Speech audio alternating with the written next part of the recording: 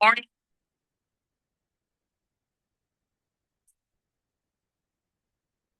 Evening students, कैसे हैं आप सब?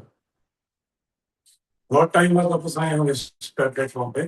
कोविड-19 के टाइम पे मैंने अपनी कुछ वीडियोस अपलोड किया था, बट वही है, वी आर द टीचर्स, बहुत टाइम रहते हैं हम लोग, बहुत बिजी रहते हैं, तो सोचा फिर से आप बच्चों से रूबरू किया जाए। I am starting again my project, the videos on economic subject for class 11th and 12th। And motive मेरा हमेशा ये रहेगा कि आपको इस सब्जेक्ट से प्यार हो। ये सब्जेक्ट पढ़ा नहीं जाता, मेरे पॉइंट ऑफ व्यू से सब्जेक्ट जिया जाता है। ठीक है, इंटरेस्ट डेवलप करना पड़ता है बच्चों, और कुछ नहीं। मेरा कोई कंपटीशन नहीं है किसी के साथ। मेरा मोटिव बस ये है कि बच्चों को इस सब्जेक्ट के बारे में ट्रू नॉलेज मिले, प्लस जितने भी और टीचर्स हैं जो इकोनॉमिक्स पढ़ा रहे हैं वो भी हमारे भाई बंधु हैं, वो भी सब बेस्ट कर रहे हैं। बल्कि जो ये सब्जेक्ट पढ़ा रहे हैं, मतलब वो नोबल कॉज कर रहे हैं, नहीं होते। We are discussing today chapter 1 of micro, the most important part, that is production possibility curve या प्रोडक्शन पॉसिबिलिटी फ्रंटियर भी कहते हैं उसे। बहुत अच्छा टॉपिक है। हमें अच्छे से पता है कि माइक्रो इकोनॉमिक्स सीयूटी में भी आती है, तो माइक्रो इकोनॉमिक्स का बहुत बड़ा इंपॉर्टेंट रोल हो गया है आपके कैरियर एडवांस में। ऐसा नहीं है कि सिर्फ 12th का ही को पढ़ के आपको सीयूटी एग्जाम देना है, काउंटी एग्जाम देने हैं, बल्कि माइक्रो भी इतना इंपॉर्टेंट हो गई। इस वक्त थोड़ा सा मैंने चेंज किया अपने आप को। We are called our institute as EVS, eco वाले सर। ठीक है, आपको याद नहीं होगा, myself sir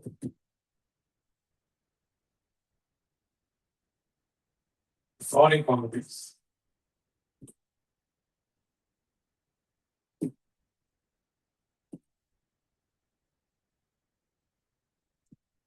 So today we are discussing chapter 1, microeconomics, the PPC part. जैसे कि आपको ऑलरेडी उस चैप्टर में क्लियर कर दिया गया है कि इकोनॉमिक्स में एक चीज हमेशा आपको सिखाई जाती है, the resources are limited, the wants are unlimited and the resources are alternative usage. रटना नहीं है चीजों को बच्चों, समझना होता है। अगर हम किसी भी चीज का प्रोडक्शन करते हैं तो उसके लिए रिसोर्सेज हमेशा फिक्स्ड रहेंगे। जैसे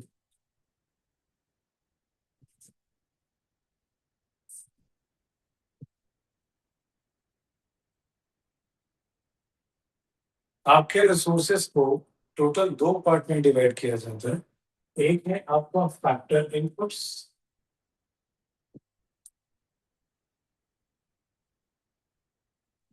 और दूसरा है आपका नॉन फैक्टर इनपुट्स।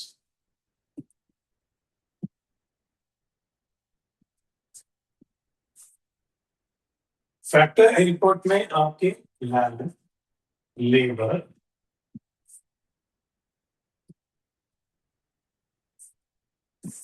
कैपिटल और एंटरप्राइज या एंटरप्रेन्योरशिप, दोनों एक ही बात है। एंटरप्राइज, हमेशा बच्चे को डाउट आता है कि इसे जब जब भी हम एक गन्स या बटर की प्रोडक्शन की बात करें तो सर ये रिसोर्सेज सेम कैसे हो सकते हैं। हम उस वक्त रॉ मटेरियल सोचने लग जाते हैं। बेसिकली अगर आप किसी भी चीज का प्रोडक्शन करते हो तो these are the basic factors of production, जैसे कि लैंड, लेबर, कैपिटल, एंटरप्राइजेस। अगर आप गन्स का प्रोडक्शन करते हो तो आपको लैंड चाहिए, लेबर चाहिए, कैपिटल चाहिए। कैपिटल मतलब एक पैसा चाहिए लगाने के लिए, और पूरे बिजनेस को संभालने के लिए कंटेंट की जरूरत पड़ेगी। चाहे आप बटर बनाओ तो भी एक चावल की जरूरत पड़ेगी। इसलिए डाउट बच्चों को आता है कि सर दोनों के रिसोर्सेज कॉमन थोड़ी होते हैं। Yes, this common factor input से आप किसी भी चीज का प्रोडक्शन करो आपको चाहिए चाहिए। बाकी चीजें आपकी गवर्नमेंट नॉन फैक्टर इनपुट में आ जाती है, जिसके अंदर आपका raw material, power and fuel expenses, ये सब आता है, एक्सेट्रा। तो उस चैप्टर 1 में आपने एक चीज पढ़ी होगी, इसमें centre follow what to produce. What to produce में आपको सिखाया जाता है कि क्या बनाए। अब बनाने के लिए तो कंट्री में लाखों पार्ट बन सकता है, तो हमने उसको दो पार्ट में डिवाइड किए हुए हैं। एक है आपका वाटर गुड्स और सिविल गुड, और दूसरा है आपका कंजम्पशन गुड और capital good. We have to make a choice. Obviously resources are limited, हम सब कुछ नहीं बना सकते. हमें चॉइस करना पड़ता है कि किस चीज के प्रोडक्शन को पहले करना है, किसको बाद में करना है. अगर दोनों को साइड बाय साइड करना है तो दोनों के लिए थोड़ा थोड़ा बनेगा, ज्यादा बनेगा. ठीक है. मतलब हमें चॉइस करना पड़ेगा कि मेरी प्रायोरिटी क्या है कंट्री की. तो आज का जो टॉपिक है that is production possibility curve. उसमें यही डिस्कशन होता है कि क्यों ना जो बनाना चाहते हैं उसकी पॉसिबिलिटीज पहले ही बना लें. यानी पीपीसी का मतलब यही है. पीपीसी हो पीपीएफ हो, बात एक ही है. पीपीएफ यानी प्रोडक्शन पॉसिबिलिटी कर्व, या प्रोडक्शन पॉसिबिलिटी फ्रंटियर, या ट्रांसफॉर्मेशन कर्व, सबका मतलब एक ही होता है. तो पीपीसी की डेफिनेशन क्या कहती है? PPC is a graphical representation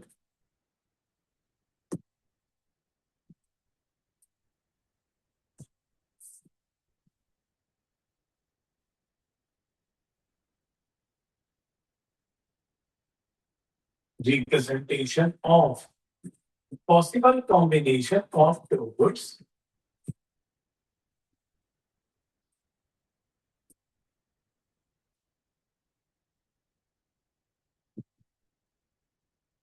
which an economy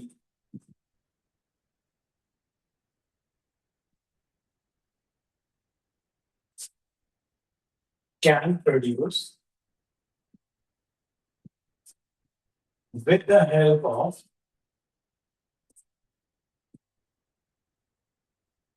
given resources and technology.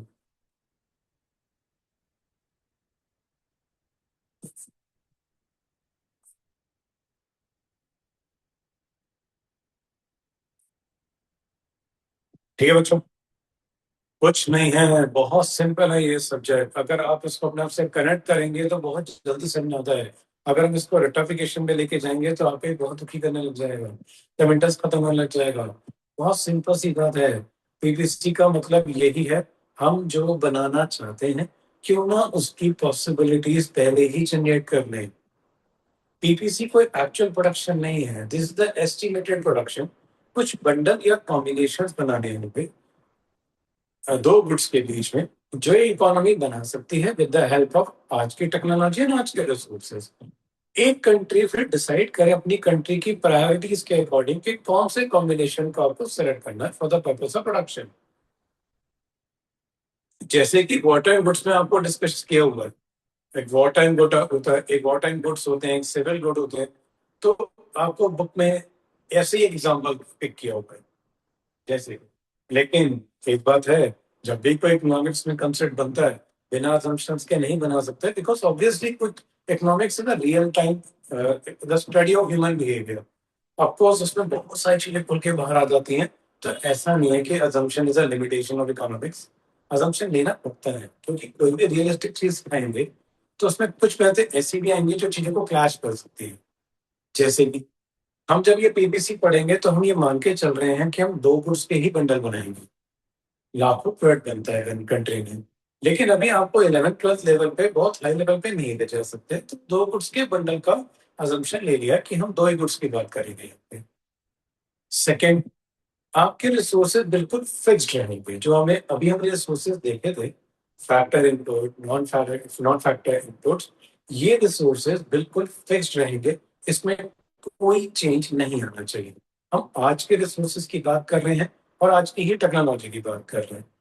In the sense अगर आप गन्स एंड बटर का प्रोडक्शन कर रहे हैं तो आज आपके पास जितने रिसोर्सेज हैं दोनों को बनाने के लिए, वो आप चेंज नहीं करेंगे, वो बिल्कुल फिक्स्ड रहेंगे.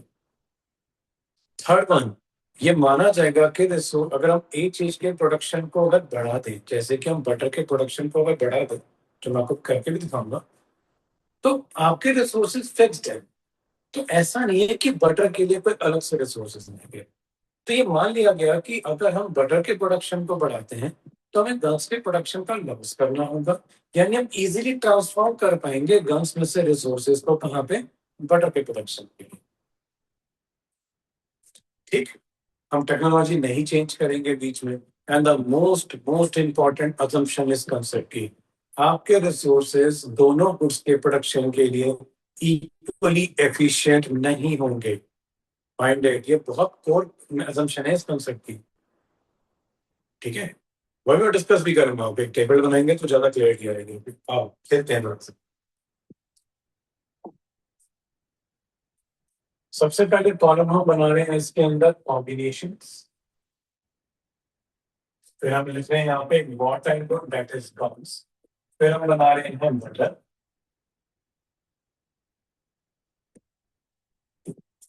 कॉम्बिनेशन ए।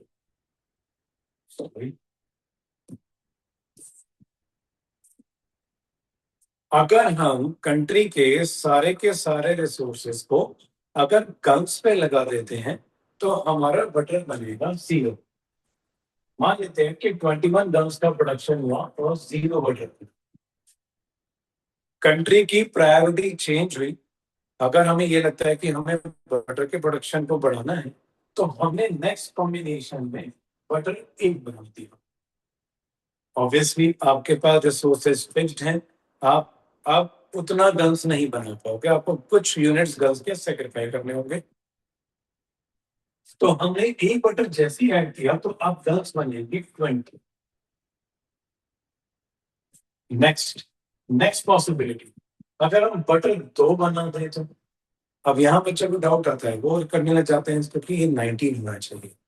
मैथमेटिक्स की तरह नहीं बन रहा है यहाँ पे कोई टोटल, आपको बस कंसेप्ट वाइज चलना है। अब हमारा जो टर्म्स बनेंगे वो सिर्फ 18 बनेंगे। ऐसा कोई कंसेप्ट नहीं है कि यहाँ पे टोटल मिला के 21 फिट करने हैं। उसके बाद जैसे ही आपने एक बटन और ऐड किया आपके बने 15 टर्म्स। जैसे ही आपने एक बटन और ऐड किया आपके बने 11 टर्म्स। फिर जैसे ही आपने एक बटन और ऐड किया तो आपका बना 6 टर्म्स। और जैसे ही आपने एक बटन और ऐड किया तो आपकी गन्स बनी 0। These are the various combination और bundles जो एक इकोनॉमी पहले ही डिजाइन करना चाहिए, बनता भी है कि हम ये बना सकते हैं। ठीक है, अभी मैंने आपको बताया था पीपीसी का मतलब ये क्या है, it's a graphical representation of possible combination of two goods which an economy can produce with the help of given resource and technology. तो these are the bundles, एक टाइम पे एक ही सेलेक्ट होगा।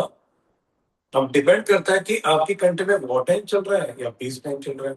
अगर किसी कंट्री में वॉर टाइम चल रहा होगा तो ऑब्वियसली वो ऊपर के बंडल्स में ज्यादा फोकस कर रहे होंगे, और अगर किसी कंट्री में पीस टाइम चल रहा है, ठीक है, तो वो नीचे के बंडल्स में ज्यादा फोकस करेंगे। दैट इज, अगर वॉर टाइम चल रहा है तो सिविल गुड्स का प्रोडक्शन कम हो जाएगा और वॉर गुड्स का प्रोडक्शन ज्यादा हो जाएगा। और अगर पीस टाइम चल रहा है या शांति का माहौल है तो ऑब्वियसली सिविल गुड के प्रोडक्शन को ज्यादा करना पड़ेगा और वॉर टाइम उसके प्रोडक्शन को कम करना पड़ेगा। दोनों का प्रोडक्शन ज्यादा से ज्यादा नहीं कर सकते हैं, आपके पास रिसोर्सेज फिक्स्ड है। ठीक है, ये हम स्टार्टिंग से पढ़ते आ रहे हैं, रिसोर्सेज आर लिमिटेड, तो अभी तो चॉइस करना पड़ रहा है, इसी को प्रॉब्लम ऑफ चॉइस भी कहते हैं। अब आप पे डाउट आना चाहिए था या आया भी होगा कि हर बार एक बटन ऐड अगर हम कर रहे हैं तो गन्स का जो रेशियो है वो आप ऑब्जर्व कर सकते हो कि जैसे ही आपने एक बटन ऐड किया तो यहाँ पे आपको 1 गन का लॉस हुआ है फॉर गेनिंग 1 बटन। फिर जैसे ही आपने एक बटन और ऐड किया तो अब आपको 2 गन्स का लॉस हुआ है फॉर गेनिंग 1 बटन। जैसे ही आपने एक बटन और ऐड किया है तो आपको 3 गन का लॉस हुआ है फॉर गेनिंग 1 बटन। जैसे ही आप आगे बढ़ते चले गए आपका गन का लॉस आप ऑब्जर्व कर सकते हो कंटिन्यूसली बढ़ रहा है, हर बार आपका एक ही बटन ऐड हुआ है। ये है वो इंपॉर्टेंट असम्पशन जो मैं ये कॉन्सेप्ट उस इंपॉर्टेंट असम्पशन पे टिका हुआ है जो आपको बता रहा था, आपके रिसोर्सेज दोनों के प्रोडक्शन में इक्वली एफिशिएंट नहीं हो सकते। असम्पशन है इस कॉन्सेप्ट की। अब वो क्या है कैसे है वो क्लियर करते हैं। फॉर एग्जाम्पल हम ले लेते हैं लेबर। अगर हम शुरुआत में 0 बटर बना रहे थे तो आपका सारा लेबर क्या प्रोडक्ट किस चीज के प्रोडक्शन में इन्वॉल्व था, 21 गन्स एंड 0 बटर, यानी आपकी सारी लेबर गन्स बन रही थी। और जैसे आपने डिसाइड किया कि हम बटर बनाएंगे, फिर मैंने आपको एक assumption और बताई थी, आपके रिसोर्सेज बिल्कुल फिक्स्ड रहेंगे, अलग से आपके पास कोई रिसोर्स नहीं आने वाला है। क्लियर? तो उसके लिए अब आपको अगर रिसोर्सेस निकालने हैं बटर बनाने के लिए तो गन्स में से ही निकालना होगा। अब आपकी लेबर जो गन्स बना रही थी, अब आप उनसे कह रहे हो कि बटर बनाना है, तो ये माना गया कि आपके रिसोर्सेज दोनों के प्रोडक्शन में इक्वली एफिशिएंट नहीं हो सकता। दैट्स व्हाई जैसे जैसे आप बटर बनाते गए, आपका एफिशिएंट लेबर या जो रिसोर्सेज गन्स में एफिशिएंट थे, जो बटर पे इतना एफिशिएंट नहीं है, वो ट्रांसफॉर्म हो रहे हैं बटर की तरफ। यानी जैसे जैसे आपका बटर का प्रोडक्शन बढ़ता जाएगा, आपके रिसोर्सेज गन्स में से निकल के कहाँ ट्रांसफॉर्म होते जाएंगे? बटर की तरफ। That's why for increasing the production of one additional unit of butter, you are sacrificing more and more organs. इस रेशियो को निकालने को बोला जाता है MRT. MRT stands for marginal rate of transformation and इसका फॉर्मूला है change in loss upon change in gain. आपने हर बार एक बटर का गेन किया है और हर बार आपका लॉस देखो इंक्रीज कर रहा है। लॉस पहले लिखे जाते हैं रेशियो में। क्लियर बच्चों? डिवाइस कर लेते हैं एक बार। PPC का मतलब है is a combination of two goods which an economy can produce with the help of given resource and technology. हमें एक चॉइस करना पड़ेगा कि हमें किसके प्रोडक्शन को ज्यादा करना है, किसके प्रोडक्शन को कम करना है, because we have limited resources. ठीक है, तो हमने कुछ कॉम्बिनेशन बनाए पीबीसी के, और ये माना गया कि इसके अंदर रिसोर्सेज बिल्कुल फिक्स्ड होंगे। ये माना गया कि हम रिसोर्सेज को इधर से उधर ट्रांसफॉर्म कर सकते हैं। ये माना जा रहा है कि हम दो ही गुड्स लेके चलेंगे। मोस्ट इंपॉर्टेंट अजम्पशन क्या लिया था? आपके रिसोर्सेज दोनों के प्रोडक्शन में इक्वली एफिशिएंट नहीं हो सकते। ठीक है, फिर हमने कुछ बंडल्स बनाए। अगर हम सारे के सारे रिसोर्सेस अगर गन्स पे लगा देंगे तो आपका बटर बना जीरो। लेकिन अगर कंट्री की प्रायोरिटी चेंज होती है कि हमें बटर बनाना चाहिए, तो जैसे जैसे आप बटर बनाओगे, ऑब्वियसली आपके पास रिसोर्सेज लिमिटेड हैं, आपको ज्यादा से ज्यादा गन्स का लॉस होगा। रीजन बीइंग, क्योंकि अगर आप बटर बनाना चाहते हो, आपके पास रिसोर्सेज अलग से बटर के लिए नहीं आने वाला है। दैट्स वाई अगर आप बटर के प्रोडक्शन को बढ़ाते हो, तो आपको अपने रिसोर्सेज गन्स में से निकाल के बटर में ट्रांसफॉर्म करना होगा, और आपके रिसोर्सेज दोनों के प्रोडक्शन में इक्वली एफिशिएंट नहीं होंगे। दैट्स वाई ज्यादा से ज्यादा बटर बनाने का मतलब ये हुआ ज्यादा से ज्यादा गन्स पर लॉस झेलना। इस रेशियो को दिया गया नाम MRT, marginal rate of transformation, और जो साफ दिख रहा है कि कंटिन्यूसली बढ़ रही है। और ये बढ़ने का मतलब for increasing the production of butter you have to sacrifice more and more organs. In short, for increase the production of good X, you have to sacrifice more and more of good Y. Clear? MRT determines the slope of PPC.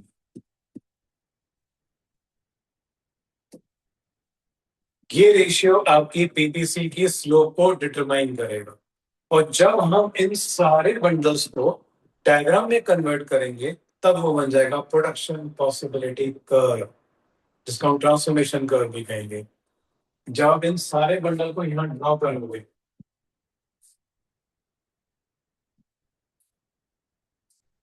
बेटा जिसका production बढ़ाते हैं वो हमेशा x axis पे रहेगा, आप butter के प्रोडक्शन को बढ़ाओगे।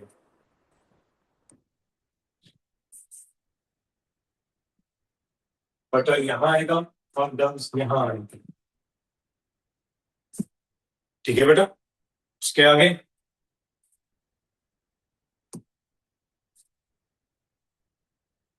जीरो, 3, 6, 9, 12, 15, 18, 21। यहाँ पे एक एक करके आपने बटर बनाया था। इट्स 1, 2, 3, 4, 5, 6। यहाँ हमने लिया था 3, 6, 9, 12, 15, 18, 21। कुछ नहीं करना है, अभी जो आपने टेबल देखा था उस टेबल को इसमें फिट करना है। ठीक है, अगर हम 0 गन बटर बना रहे थे तो गन्स कितनी बनी थी? 21। अगर हम 1 बटर बना दें तो गन्स कितनी बनेंगी? 20। उसके बाद अगर हम 2 गन्स बना दें, 2 बटर बना दें, सॉरी, अगर हम 2 बटर बना दें तो गन्स कितनी बनने वाली है? फिर आप देख सकते हैं टेबल में, ये ना, 2 गन्स पे 18 गन्स, 3 गन्स पे 15। अगर आप 2 बटर बनाते हो तो गन्स बन रही है 18। आप 3 गन्स बनाते हो तो गन्स बनेंगी 15। 4 गन्स बनाते, 4 बटर बनाते हैं, सॉरी, तो आप बनाएंगे इसको 11। फिर उसके बाद 5 पे अगर आप बनाते हो तो 6, और यहाँ बनाएंगे तो 0। जब ये सारे बंडल डायग्राम में कन्वर्ट किए गए और इन सारे लोकस को ज्वाइन किया, ये सारे आपके bundles A B C D E F N G, और जब इन सारे बंडल्स को अगर हम ज्वाइन कर दें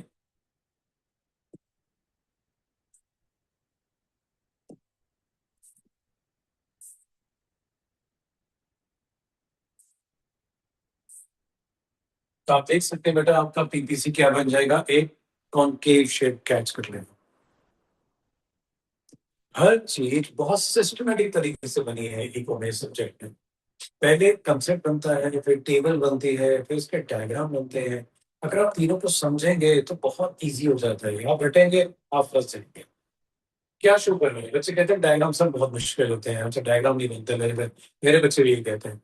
अरे कुछ भी नहीं है, उसने आप ही की थ्योरी को टेबल बनाया, टेबल से डायग्राम बना दिया, क्या नया किया इसमें? अब कंसेप्ट से कंसेप्ट बनता है।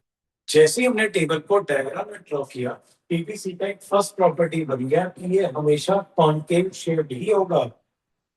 कॉन्केव शेप के पीछे आपको रीजन देना होगा कि PPC is concave shape because of rising MRT.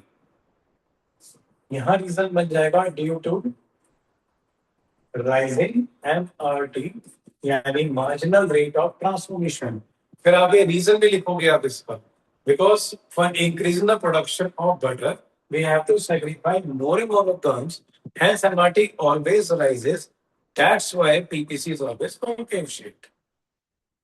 Second property इस डायग्राम के बनते खुल के बाहर आती है कि पीपीसी हमेशा डाउनवर्ड स्लोपिंग बनते हैं।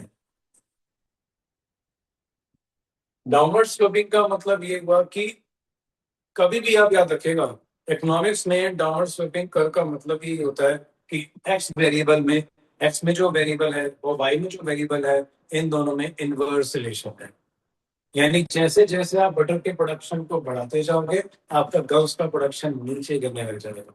यानी इन दोनों वेरिएबल में यहाँ पे क्या रिलेशन निकला? इनवर्स।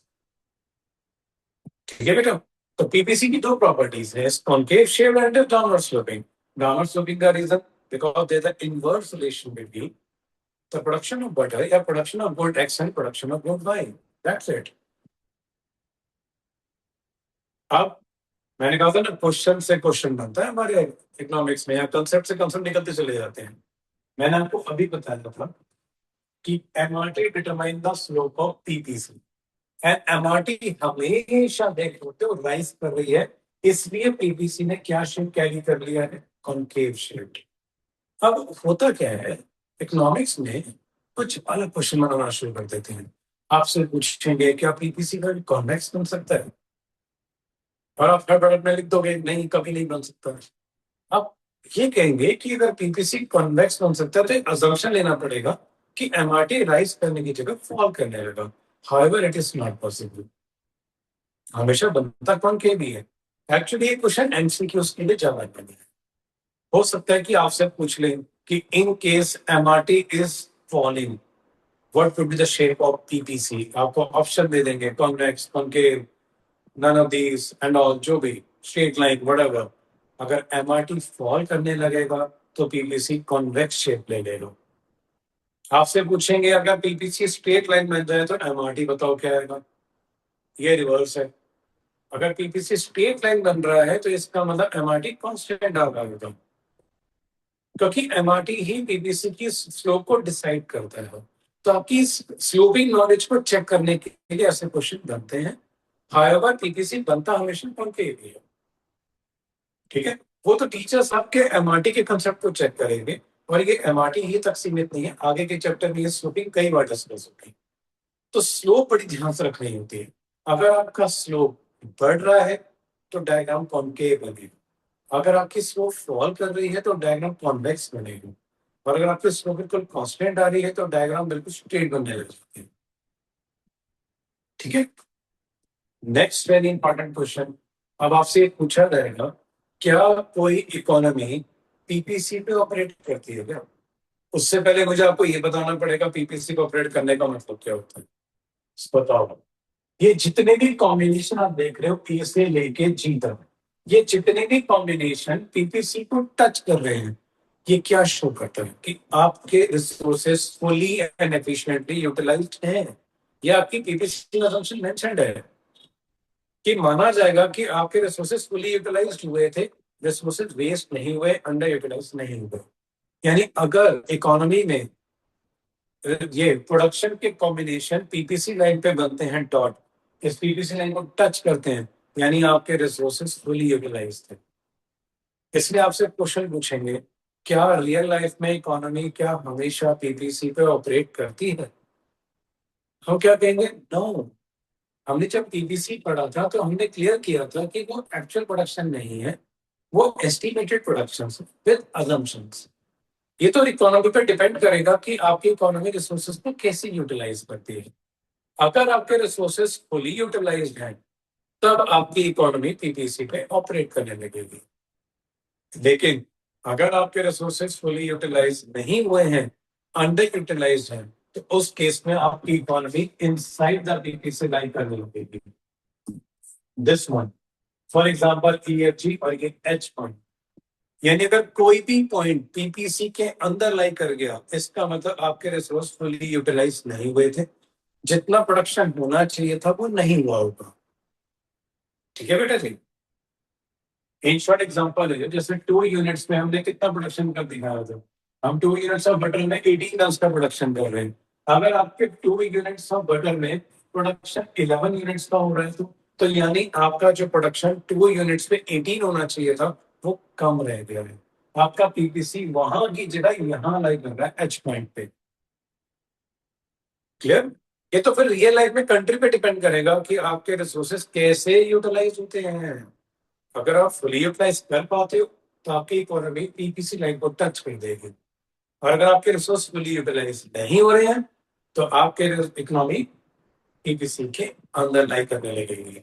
और नेक्स्ट, अगर कोई कॉम्बिनेशन या बंडल पीपीसी के बाहर आ जाए, जैसे कि 5 पॉइंट, तो ये मत कर दीजिएगा कि आप इसको ये कह दो कि रिसोर्स ओवर यूटिलाइज हो गए हैं, रिसोर्सेज फिक्स्ड होते हैं, पीपीसी के ऊपर तो रिसोर्स बचा ही नहीं है आपके पास, तो हम कहेंगे it is an unattainable combination, unachievable combination. अब देखो, इसी से क्वेश्चन बना लिया है, what are attainable and attainable combinations of PPC. तो अटेनेबल बंडल्स क्या हो गए बताओ, ए से लेके जी तक, जी से लेके एच तक, ये है अटेनेबल। एच कॉम्बिनेशन हम बना तो सकते ही है ना, चाहे अंडर यूटिलाइजेशन हुई है, लेकिन आई कॉम्बिनेशन इज नॉट अटेनेबल। यानी ए से लेके आपके एच तक, दीज आर अटेनेबल बंडल्स या attainable combination, and any point outside the PPC, ठीक है, इट शोज अनअटेनेबल कॉम्बिनेशंस। ठीक है स्टूडेंट्स, होप आपको यहां तक क्लियर हुआ होगा। नेक्स्ट वीडियो में इसके आगे खत्म करेंगे चैप्टर को, ठीक है। मेरी पूरी कोशिश है कि आपका इस सब्जेक्ट में काफी इंटरेस्ट आए, ठीक है। एंड जो भी इकोनॉमिक्स पढ़ा है सबके रेस्पेक्ट कीजिए, because they are doing very nominals. Subject ही इतना महान है हमारा, ये सिर्फ सब्जेक्ट नहीं है, इट्स अ कैरियर। चलिए, नमस्कार।